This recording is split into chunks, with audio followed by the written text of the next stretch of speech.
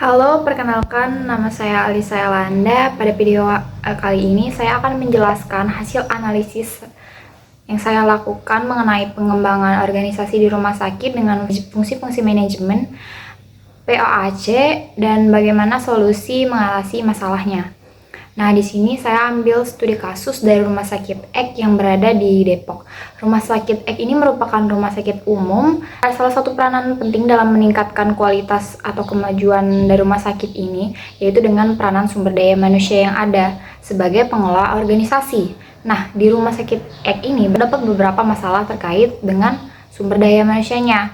Banyak komplain dari pasien terhadap sumber daya manusia Rumah Sakit Ek terkait dengan pelayanan BPJS, di mana banyak terjadi kasus keluar masuk karyawan juga sehingga sering terjadinya kekosongan posisi.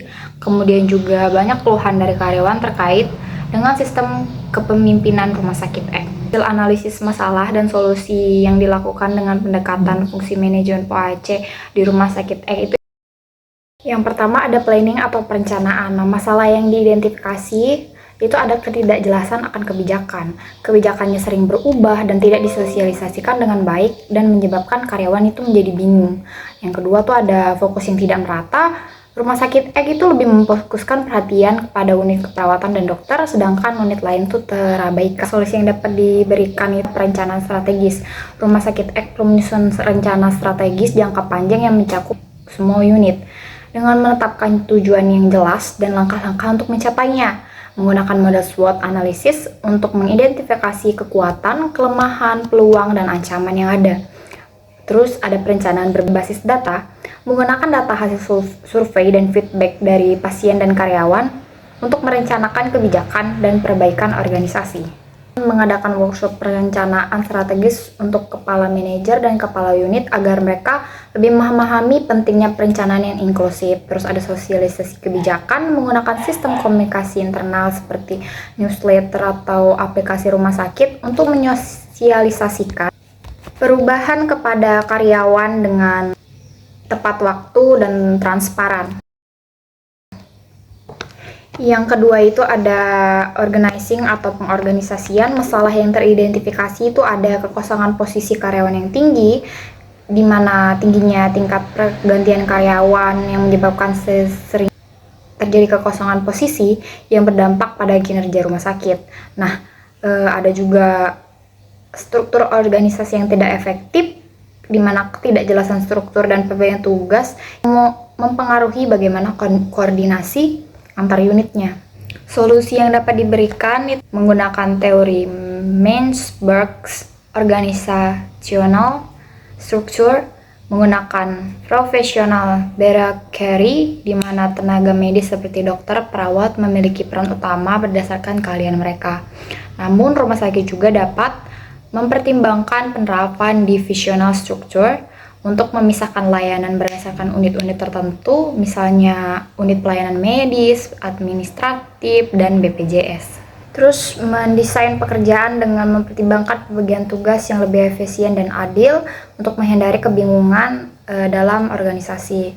Terus ada organisasi struktur, melakukan evaluasi ulang struktur organisasi, dan sistem rekrutmen yang lebih baik, memperbaiki sistem rekrutmen dan pelatihan bagi karyawan baru untuk memastikan mereka cepat untuk beradaptasi dan mengisi posisi yang kosong.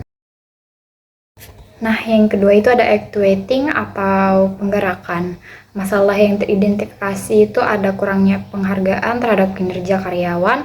Karyawannya merasa tidak dihargai dengan upah yang belum sesuai standar, dan kurangnya penghargaan pujian atas kinerja yang baik. Kemudian ada kurangnya sosialisasi kebijakan. Banyak kebijakan yang tidak disosialisasikan dengan baik, membuat karyawan bingung dan kurang memahami arah kebijakan yang ada. Terus solusi yang dapat diberikan itu adalah motivasi menggunakan Herzberg's Two Factory Theory, di mana rumah sakit Ek dapat meningkatkan kepuasan karyawan dengan memperkenalkan sistem penghargaan yang tidak hanya bersifat finansial seperti bonus atau intensif, tapi juga non-finansial seperti pengakuan atas kinerja. Terus ada kepemimpinan yang transformasional, menerapkan gaya kepemimpinan yang menginspirasi karyawan untuk bekerja lebih baik, memberikan motivasi, memberikan dukungan, dan berkontribusi dalam mencapai tujuan. Juga melakukan sosialisasi kebijakan secara teratur. Terus ada pengendalian atau controlling, itu masalah yang teridentifikasi itu tidak ada sistem pengendalian yang efektif, di mana tidak ada mekanisme yang memadai untuk memantau dan mengevaluasi kinerja karyawan dan efektivitas kebijakan. Terus kurangnya evaluasi atas kebijakan diterapkan tidak selalu dievaluasi secara sistematis sehingga tidak diketahui dampaknya. Terus solusi yang dapat diberikan itu balance scorecard. Rumah sakit perlu menerapkan balance scorecard untuk mengukur kinerja rumah sakit dari perspektif seperti keuangan, pasien, karyawan, dan proses internal dan pembelajaran dan pertumbuhan. Kemudian ada bisa melakukan tetapkan KPI atau Key Performance Indicators untuk mengukur pencapaian tujuan seperti tingkat kepuasan pasien, efisiensi pelayanan, dan tingkat turnover karyawan. Terus melakukan penilaian kerja secara berkala untuk semua level karyawan dan manajer, menggunakan umpan balik dari pasien dan kolega sebagai bagian dari sistem penilaian. Terus ada menggunakan sistem manajemen rumah sakit berbasis teknologi untuk memonitor dan mengevaluasi kebijakan serta pelaksanaan operasional dengan lebih transparan dan akurat. Terus yang terakhir itu ada evaluasi atau evaluation. Di sini masalah yang teridentifikasi itu ada kurangnya evaluasi sistematis terhadap kebijakan dan program. Tidak ada evaluasi yang cukup atas kebijakan yang telah diterapkan, menyebabkan perbaikan yang tidak dilakukan secara berkelanjutan. Terus solusi yang dapat dilakukan itu yang pertama, mengadopsi prinsip TQM atau Total Quality Management untuk meningkatkan kualitas rumah sakit secara keseluruhan melalui evaluasi dan perbaikan berkelanjutan. Kemudian menggunakan model Kirkpatrick's Four Levels of Evaluation, di mana itu ada reaksi, pembelajaran, perilaku, dan hasil untuk menilai efektivitas pelatihan dan kebijakan yang diterapkan.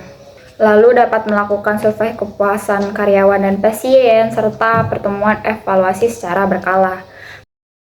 Nah, jadi kesimpulannya, Rumah Sakit Ek menghadapi beberapa tantangan dalam meningkatkan kualitas pelayanan dan efektivitas organisasi, terutama terkait dengan kepemimpinan, penghargaan terhadap karyawan, perubahan kebijakan yang tidak jelas, serta struktur organisasi yang kurang efisien. Untuk mengatasi masalah tersebut, pendekatan manajer berbasis PAAC atau Planning, Organizing, Actuating, Controlling, dan Evaluating perlu diterapkan secara terstruktur.